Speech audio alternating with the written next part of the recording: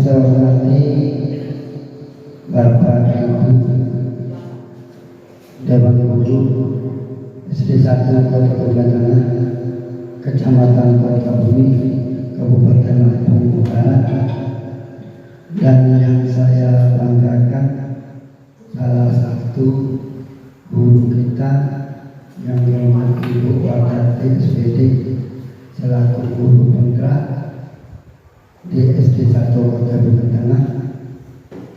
Alhamdulillah kita panjatkan rasa syukur kehadirat Allah Tuhan Yang Maha Esa dengan segala rahmat dan hidayahnya kita pada pagi hari ini bisa mengikuti daripada kegiatan daripada rapat untuk pembahasan daripada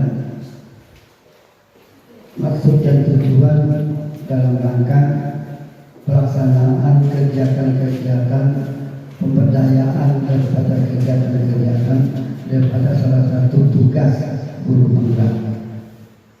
Bapak Ibu sekalian, dalam kesempatan ini kita bersama, mari kita bersama untuk mengikuti dan mendengarkan apa budaya-budaya sekolah ataupun daripada kegiatan-kegiatan dari guru penggerak yang perlu kita dengarkan, sekaligus kita implementasikan di sekolah kita masing-masing. Dengan adanya guru penggerak ini mudah-mudahan akan mempermudah, akan memperlancar daripada kegiatan-kegiatan ini di sekolah kita, khususnya di bidang pendidikan, dan sekaligus untuk meningkatkan daripada mutu pendidikan yang dalam hal ini khususnya di SD 1 Kota Bumi Tengah, yang dalam hal ini Bapak Ibu sekalian, karena kita juga akan memasuki yang namanya Kurikulum Merdeka. Nah, dalam Kurikulum Merdeka ini diperlukan orang-orang guru-guru yang aktif, kreatif, inovatif, ya, bernalar kritis. Nah, dengan cara belajar seperti ini berharap sekali kami selaku pimpinan-pimpinan di sekolah, ya, mudah-mudahan dengan adanya guru penggerak salah satu yang ada di sekolah kita, sekolahan kita ini anak-anaknya terutama itu akan lebih maju, pintar, berhasil, ya. Nah, di dalam hal ini jangan lupa bahwa perlu diingat guru itu mempunyai tugas dan fungsi. Ya, yang harus dimiliki guru antara lain, yang pertama adalah mandiri. Ini harus dimiliki oleh guru, terutama guru penggerak, mandiri.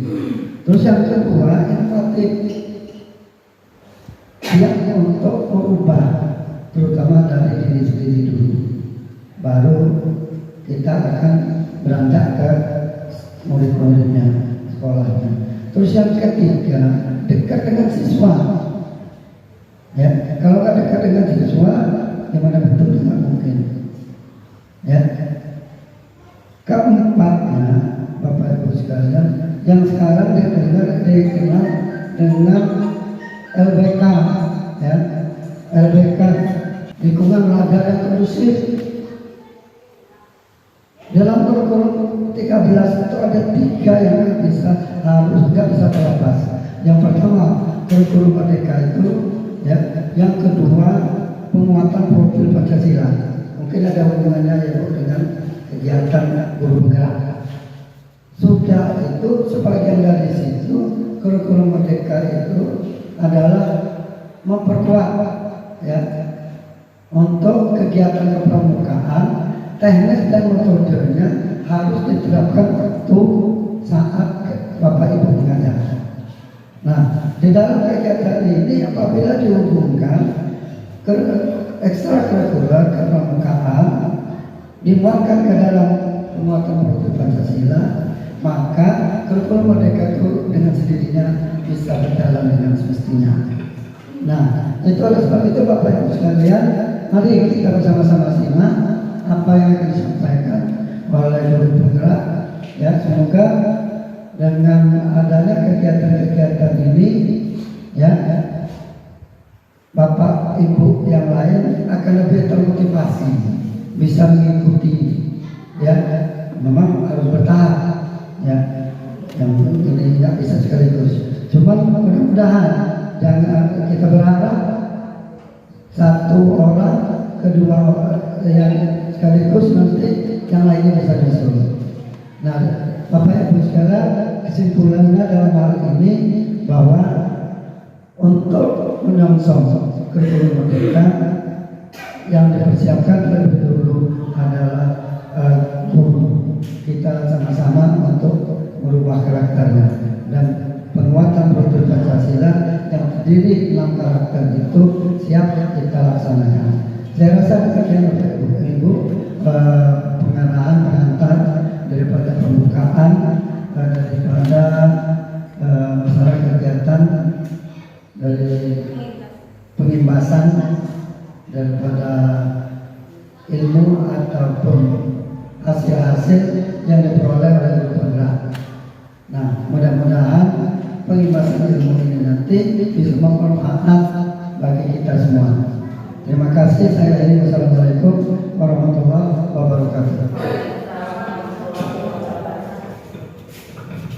Terima kasih kepada Bapak Ruslan telah memberikan sambutannya.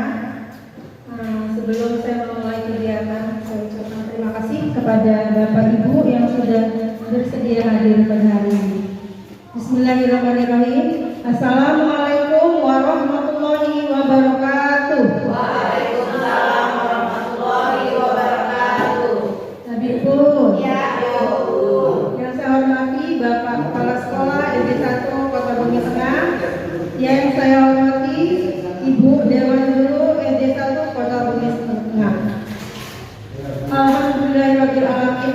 Kita panjatkan puji dan syukur kehadiran Allah Subhanahu wa Ta'ala, yang mana pada hari ini kita diberi nikmat sehat sehingga kita dapat berkumpul di ruang ini. Salawat serta salam marilah kita haturkan kepada junjungan kita Nabi besar Nabi Muhammad SAW.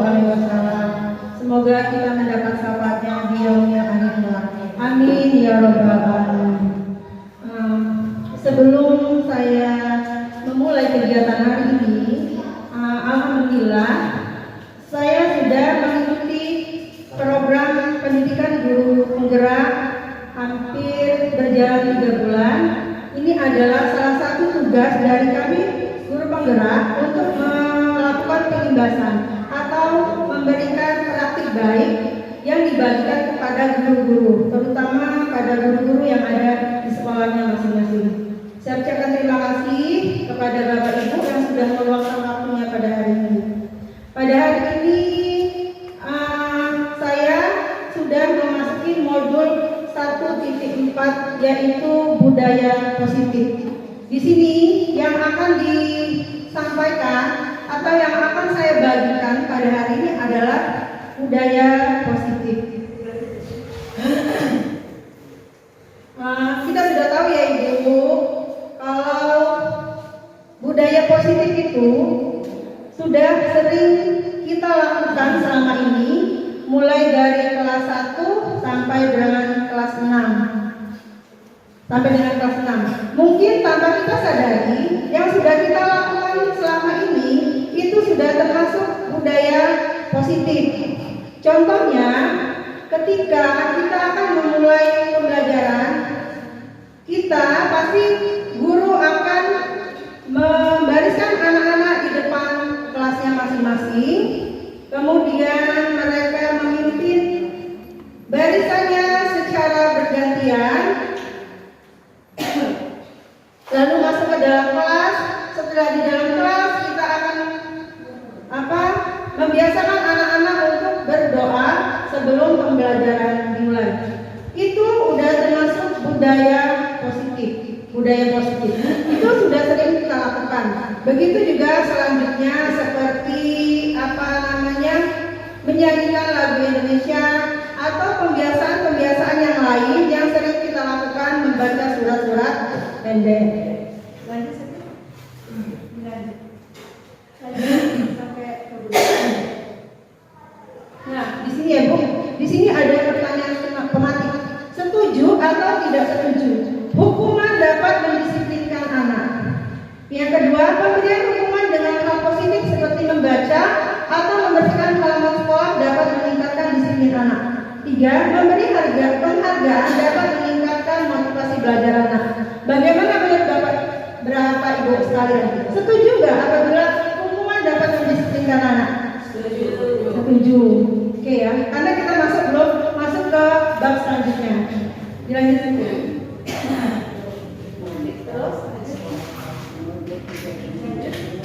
Nah, di sini yang akan kita bahas kegiatan kepala tantangan.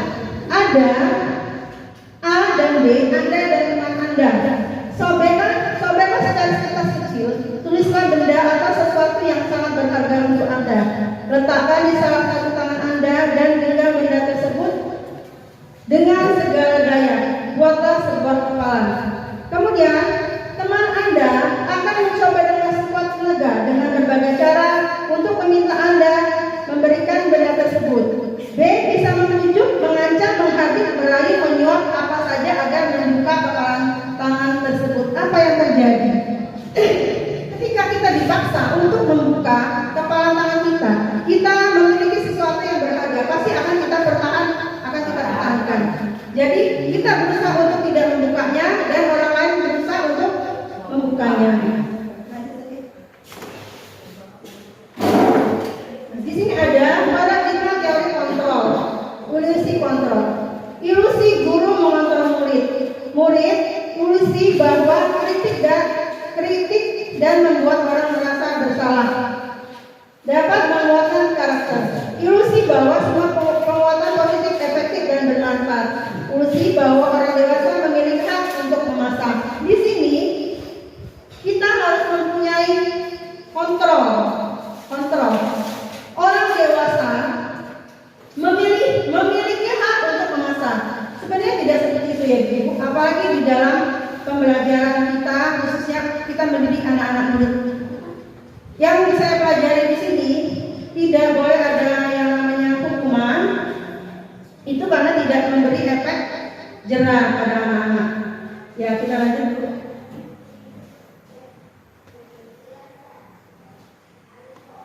Ya, di sini ya, yang pada intinya pada modul ini adalah yang kita ambil adalah disiplin positif. Ada care kontrol dari Dr. William Glasser bahwa semua perilaku itu memiliki tujuan. Terus model berpikir menang, kolaborasi dan konsensus penciptaan pilihan baru. Realitas kebutuhan kita berbeda. Kita berusaha memahami pandangan orang tentang dunia. Setiap orang memiliki gambaran yang berbeda. Tentu saja semua orang memiliki pandangan yang berbeda. Begitu juga dengan yang seperti tadi hukuman tadi ya. Semua orang memiliki pandangan yang berbeda. Ketika saya dulu belum belajar di program guru penggerak, saya pikir hukuman itu adalah sesuatu yang wajar kita lakukan. Ternyata itu tidak benar Bapak Ibu. Kita tidak berhak memberi anak-anak itu hukuman. Karena tugas kita sebagai ibu adalah mendidik mereka, menuntun mereka sesuai dengan kodrat yang mereka miliki.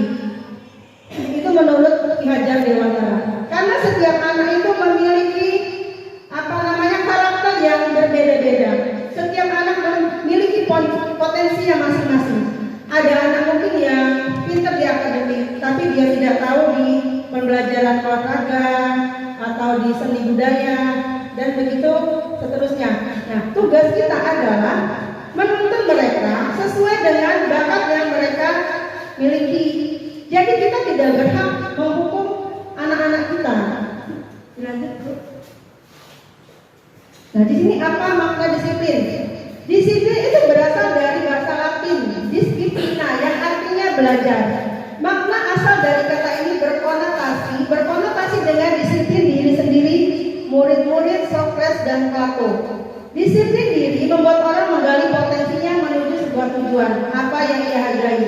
Namun dalam budaya kita, makna kata disiplin telah berubah menjadi sesuatu yang dilakukan seseorang pada orang lain untuk mendapat kepatuhan.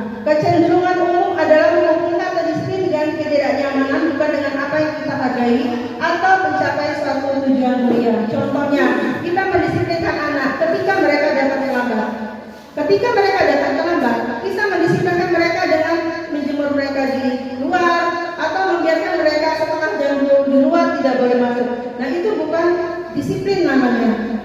Itu mungkin akan membuat anak-anak menjadi trauma.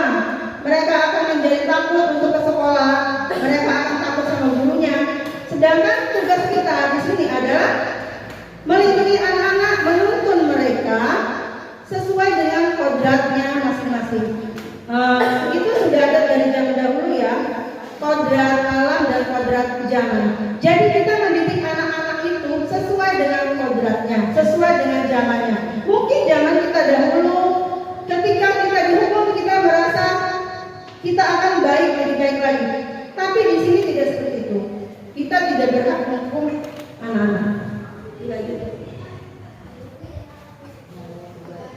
Selain disiplin positif, di sini ada nilai-nilai kebajikan universal. Nilai-nilai kebajikan universal itu sesuai dengan profil pelajar Pancasila yang sudah pernah kita sosialisasikan, yaitu beriman bertakwa kepada Tuhan Yang Maha Esa dan berakhlak mulia. Yang kedua, mandiri, bernalar kritis, berkebinekaan global, bergotong royong dan kreatif. Jadi profil pelajar Pancasila itu ada kaitannya dengan program guru penggerak. Nah, di sini ada teori motivasi, hukuman dan penghargaan serta restitusi. Nah, ini teori motivasi perilaku manusia. Yang pertama, untuk menghindari ketidaknyamanan hukuman, apa yang akan terjadi apabila saya tidak melakukannya? Itu merupakan motivasi eksternal, motivasi dari luar. Yang kedua, untuk mendapatkan imbalan dari orang lain, institusi, apa yang akan saya lakukan? Apa yang akan saya dapatkan apabila saya melakukannya? Ini juga merupakan motivasi eksternal atau dari luar. Kita akan melakukan sesuatu apabila kita akan mendapatkan penghargaan atau pujian. Itu sifatnya dari luar, bukan dari dalam diri kita. Yang ketiga, untuk menghargai diri sendiri, saya akan menjadi orang yang seperti apa bila saya melakukannya. Ini yang merupakan motivasi internal, ya, motivasi yang ada dari diri kita. Ini yang termasuk dengan disiplin positif. Ini masih ada ibu gambar siapa ini ibu? Ini gambar Ki Hajar Dewantara, benar. Merdeka. Kita sebentar lagi akan memasuki kurikulum merdeka. Menurut Ki Hajar Dewantara, apa itu merdeka? Merdeka itu artinya tidak hanya lepas dari perintah, akan tetapi juga cakap buat memerintah diri sendiri. Maksudnya itu, kita itu mulai sesuatu itu dari diri kita sendiri, termasuk disiplin positif tadi ya Ibu. Mungkin kalau kita lihat kita datang terlambat atau kita terlambat, mungkin kita tidak berhak menegurnya. Itu nanti adalah kewenangan kepala sekolah. Tapi kita punya punya perasaan tersendiri. Oh, kalau saya ini berbuat baik itu menurut saya, terserah menurut teman orang lain itu tidak baik. Itu adalah merupakan motivasi dari diri kita sendiri. Jadi semua yang kita lakukan itu kita mulai dari diri kita sendiri terlebih dahulu. Dihukum oleh penghargaan. Bahwa penghargaan berlaku sama dengan hukuman, dan arti meminta atau membujuk seseorang melakukan sesuatu untuk memenuhi suatu tujuan tertentu dari orang yang meminta membujuk. Dorongan eksternal dan akan ada faktor ketergantungan. Beberapa dampak dari pemberian penghargaan. Jadi penghargaan ini juga membuat kita menjadi ketergantungan. Yang pertama, pengaruh jangka pendek dan jangka panjang. Kemudian penghargaan itu sebenarnya bukan kita diberi hadiah, tetapi kita diberi hukuman. Mengapa?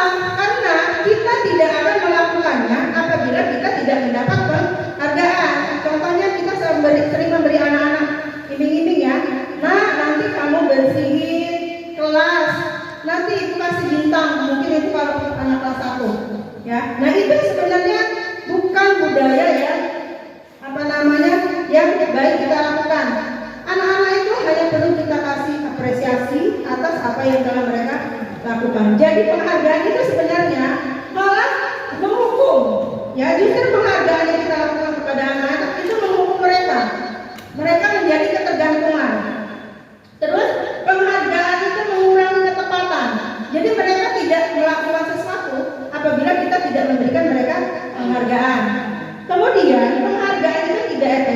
dan penghargaan merusak hubungan.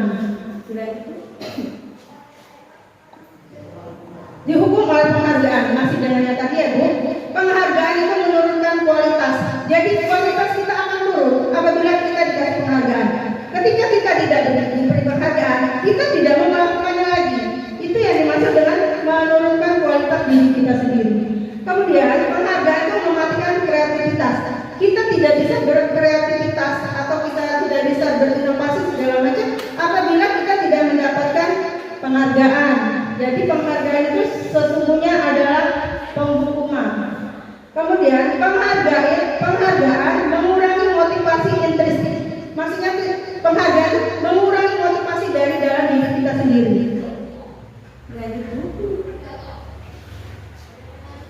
Nah, ini bentuk program kebajikan.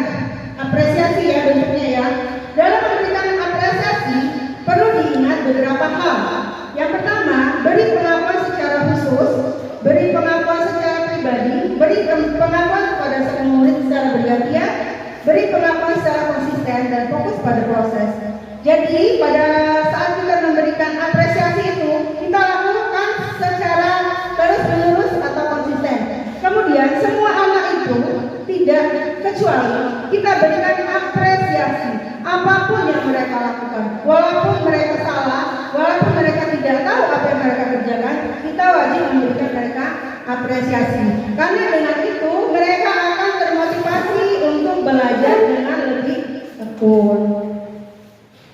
Kemudian contoh pengakuan atau apresiasi kebajikan. Contohnya ya Bu, kemarin saya perhatikan nilai kebajikannya adalah rasa empatimu besar sekali. Situasinya pada saat menolong murid baru di kelas kita. Kemudian saya menghargai nilai kebajikannya adalah kepedulian pada saat kamu membantu teman-temanmu di tugas kelompok. Terima kasih untuk itu merupakan rasa tanggung jawab pada saat kamu memungut kertas-kertas berserakan di lantai. Jadi apapun yang kita lakukan itu semuanya kita ketika anak-anak meminta bantuan, kita mengharapkan mereka mengucapkan tolong. Nah, itu selalu kita ajarkan kepada anak-anak. Dan ketika mereka mendapatkan bantuan, mereka harus mengucapkan terima kasih. Begitu. Nah, ini menurut Bapak Ibu, tindakan guru ini merupakan hukuman atau konsekuensi. Di sini ketika anak terlambat, mereka disuruh mencatat 100 kali di dalam bukunya.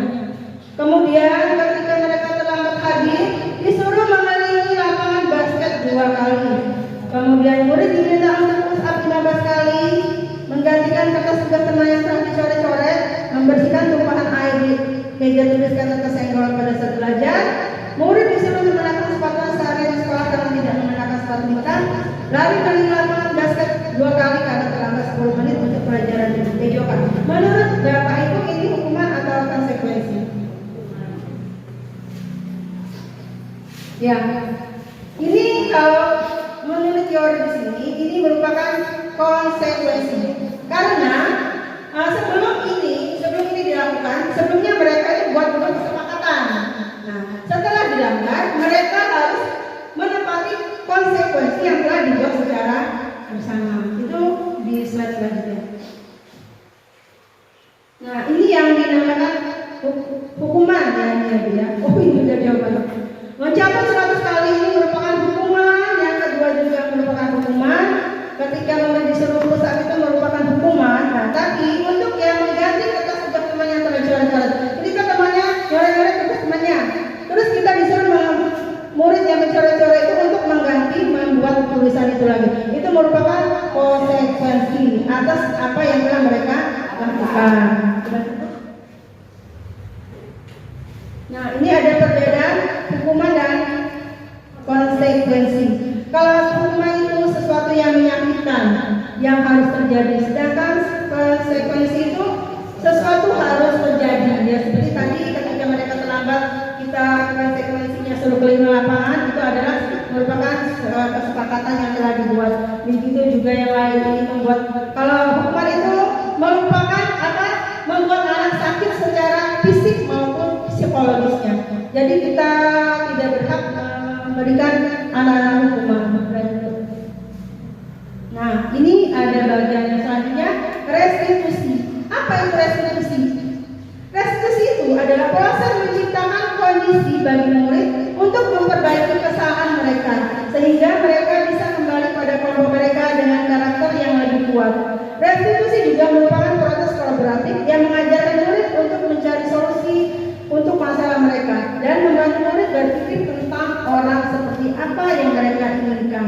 dan bagaimana mereka harus memperlakukan orang lain. Jadi restitusi ini ketika murid itu melakukan kesalahan, kita memberikan mereka pilihan, ya, tidak langsung menghukum atau menjudge mereka. Kamu salah, kamu tidak boleh seperti itu. Tapi kita melakukannya dengan restitusi. Nah, ini perbedaan antara restitusi dan hukuman serta konsekuensi. Kalau hukuman itu membuat anak-anak menjadi identitas yang gagal. Tapi kalau konsekuensi dan restitusi, mereka menjadinya identitas yang sukses dan menjadi disiplin. Nah, ini adalah 9 ciri-ciri restitusi. Yang pertama, bukan untuk menebus kesalahan, namun untuk belajar dari kesalahan. Yang kedua, memperbaiki hubungan. Yang ketiga, tawaran bukan paksaan. Yang keempat, restitusi menuntut untuk melihat ke dalam diri. Yang kelima, restitusi mencari kebutuhan dasar yang mendasari tindakan. Yang keenam, restitusi sendiri adalah cara yang paling baik. Restitusi fokus pada karakter bukan tindakan.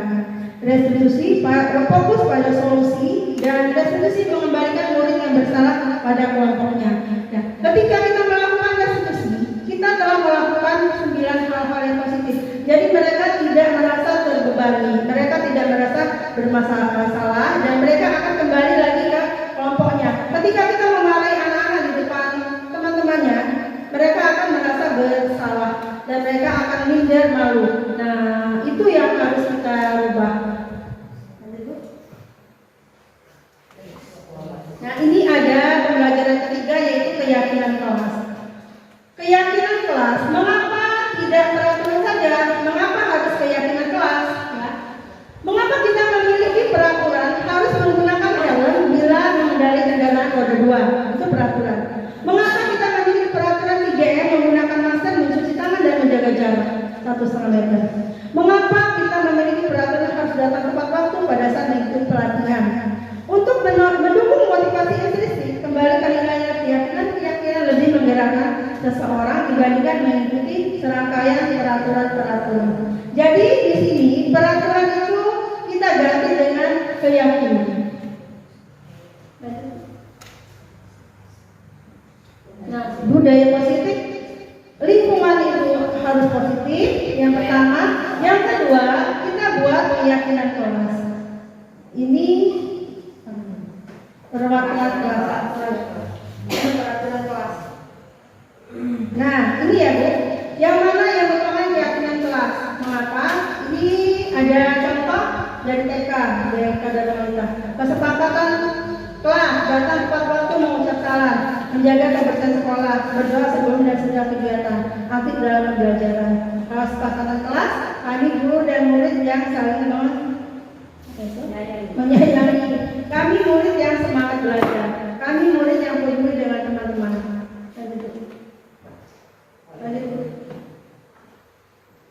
Lanjut. Ya. Di sini ada peraturan dan keyakinan kelas. Selalu kembalikan buku ke tempatnya. Ini merupakan peraturan. Dilarang mengganggu orang lain. Peraturan. Ada di sekolah 19 menit sebelum pembelajaran dimulai. Dilarang melakukan kekerasan. Dilarang menggunakan narkoba, bergantian atau menunggu giliran. Gunakan masker, jangan berlari di kelas atau koridor. Itu merupakan peraturan. Nah, kalau yang sebelahnya merupakan keyakinan. Tanggung jawab, menghormati orang lain berkomitmen keselamatan, menghormati orang lain. Ini merupakan kesehatan, menghormati orang lain bersabar, kesehatan dan keselamatan dan keamanan. Kebutuhan, nah kita lanjut ya. Ini di pembelajaran 4. Sebelum kita lanjut, keyakinan kelas itu biasanya akan kita buat ketika akan memasuki tahun ajaran baru. Ya, ketika akan memasuki tahun ajaran baru, kita membuat keyakinan kelas. Itu kita ajak anak-anak untuk ikut berpartisipasi. Apa saja keyakinan kelas yang akan kita buat pada hari ini. Jadi keyakinan kelas itu mereka bisa membuatnya sendiri. Mereka bisa mengeluarkan idenya. Apa yang harus kita patuhi? Contohnya yang pertama, datang tepat waktu, terus mengerjakan tugas dengan tertib, belajar dengan tertib, tidak kelas selalu bersih. Nah itu mungkin merupakan keyakinan kelas yang mungkin akan kita terapkan untuk di semester 2. Kebetulan saya kemarin udah di semester 1 udah saya buat kesepakatan kelas, udah kita tempel di sebelah jadwal. Jadi ketika mereka anak-anak melanggar apa yang mereka tulis, mereka akan menyadarinya karena kita buat secara bersama. Ya, ini ada selanjutnya kebutuhan dasar manusia. Manusia itu mempunyai 5 kebutuhan dasar, yaitu pertama bertahan hidup, kedua kebutuhan kasih sayang dan rasa diterima, yang ketiga kebutuhan kesenangan, keempat kebutuhan kebebasan dan kebutuhan penguasaan. Lanjut. Nah, ini di sini ada 5 posisi kontrol. 5 posisi kontrol itu yang pertama adalah penghukum, yang kedua membuat orang merasa bersalah, yang ketiga kita itu sebagai teman, yang keempat sebagai pemantau, dan yang terakhir sebagai manajer. Di sini 5 posisi kontrol kita sebagai guru yang harus kita hindari adalah penghukum dan membuat orang merasa bersalah. Kita sebagai guru harus mempunyai posisi kontrol minimal sebagai teman pemantau, apalagi kalau sebagai manajer. Jadi kita menganggap anak-anak ketika mereka melakukan kesalahan, kita tidak cepat menghukumnya atau kita buat mereka merasa bersalah. Kamu ini sudah membuat ibu kecewa karena kamu sudah melakukan kesalahan. Ketika kita mengucapkan itu, mereka akan merasa bersalah. Ketika mereka melakukan bersalah, mereka akan terus teringat apa yang mereka lakukan atau apa kesalahan yang mereka lakukan. Nah, jadi bahwa semoga kita sebagai guru tidak mempunyai penghukum dan membuat merasa bersalah. Kita mengajak mereka sebagai teman atau sebagai manajer. Jadi semua permasalahan itu dapat kita selesaikan secara baik-baik. Lanjut. Nah, ini yang terakhir ya, segitiga restitusi. Dan jadi dalam untuk menyelesaikan permasalahan yang ada di sekolah, ketika anak melakukan kesalahan, kita menggunakan segitiga restitusi. Nah, tapi kalau kita di SD mungkin tidak terlalu berat ya, Bapak Ibu, namanya anak sekolah dasar. Mungkin mereka tidak terlalu yang bandel-bandel amat atau kesalahannya yang fatal. Kalau untuk di sekolah menengah pertama atau sekolah menengah atas, segitiga restitusi ini harus diterapkan. Karena dengan menerapkan segitiga restitusi, anak akan merasa bahwa kesalahan yang mereka lakukan itu tidak menjadi mereka takut dan jeras. Segitiga restitusi itu yang pertama, menstabilkan identitas. Ketika anak-anak bersalah, kita panggil mereka secara empat mata. Kita tanya mengapa mereka lakukan ini ketika mereka melakukan kesalahan. Terus kita kasih mereka pandangan. Kalau setiap manusia itu memang ada pernah melakukan kesalahan, ya, itu merupakan menstabilkan identitas. Kemudian validasi kebutuhan. Jadi ketika mereka melakukan kesalahan, sebenarnya apa yang mereka butuhkan? Mungkin ketika anak-anak yang jahil-jahil seperti ada di murid saya itu di kelas 6, dia jahil dan setiap hari itu dia pasti ganggu temannya. Walaupun dia comel bu, walaupun dia sudah dinasihati, dia tidak peduli. Rupanya dia itu membutuhkan validasi kebutuhan. Dia itu rupanya membutuhkan kasih sayang. Iya. Rupanya di rumahnya itu mungkin dia setelah orang tua itu sibuk, jadi dia membutuhkan kasih sayang. Nah, di sinilah peran kita sebagai guru, kita mendekatinya dengan pendekatan yang individu. Saya panggil, terus saya tanya kenapa kemarin waktu saya panggil, rupanya dia berlarian. Rupanya dia itu kurang kasih sayang, Bu. Di rumahnya dia orang tuanya pergi dari pagi sampai dengan sore kerja. Jadi dia itu minta perhatian lah, kira-kira itu. Insya Allah kedepannya setelah orang tuanya saya panggil, mudah-mudahan dia berubah. untuk apa nggak jahil lagi sebetulnya.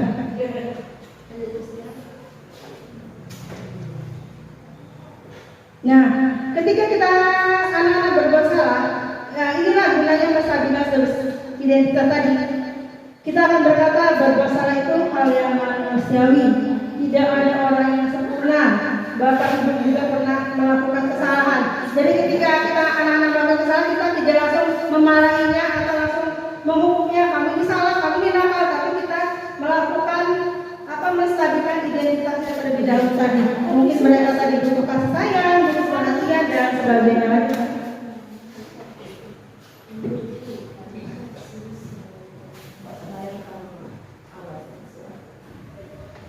Nah, ini intervensi 30 detik. Intervensi ini bisa membantu murid kembali ke tujuan semula dengan cukup singkat dan dengan cara non konfrontatif. Pertanyaan-pertanyaan yang diajukan biasanya dikemukakan oleh pemantau atau manajer. Jadi di sini sebaiknya kita sebagai guru itu bukan sebagai tadi ya menghukum, memberi rasa bersalah. Teman itu juga sebenarnya baik, kita mengajak mereka seolah-olah mereka teman kita. Tapi di situ ada sisi buruknya, anak-anak menjadi kalau kata kita itu melunjak. Kalau kita baik itu melunjak. Jadi posisi kita yang sebaiknya adalah sebagai manajer, menasihati, terus mencari solusi dan mereka disuruh menyelesaikan permasalahan yang mereka lakukan dengan bimbingan kita. Itu adalah posisi manajer.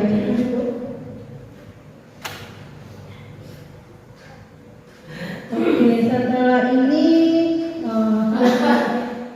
refleksi ya. Ini refleksi ini biasanya terakhir kita lakukan baik di kegiatan sekolah ataupun di kegiatan kelas.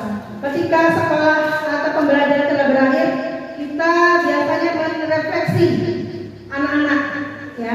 Anak-anak kita refleksi apa yang sudah kita dapat hari ini, apa yang sudah kalian pelajari hari ini, bagaimana perasaan kalian hari ini ketika mengikuti sesi pelajaran hari ini.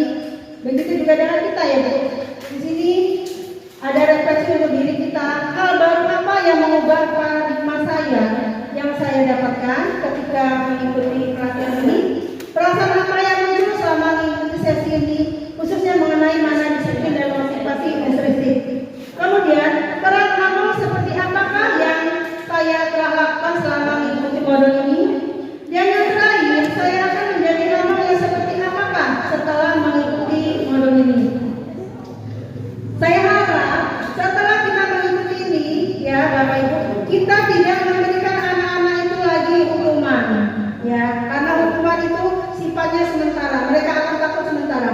Begitu juga dengan penghargaan. Penghargaan juga akan membuat mereka menjadi terbebani, membuat mereka tidak punya motivasi dari dalam dirinya sendiri. Karena ketika mereka tidak diberikan penghargaan, mereka akan berhenti melakukan sesuatu. Saya rasa cukup sekian apa yang sudah saya dapat hari ini. Semoga bermanfaat untuk kita semua, khususnya untuk sekolah kita di satu Kota Bumi Tengah. Kedepannya saya berharap rekan-rekan sekalian bisa ikut mendaftar menjadi guru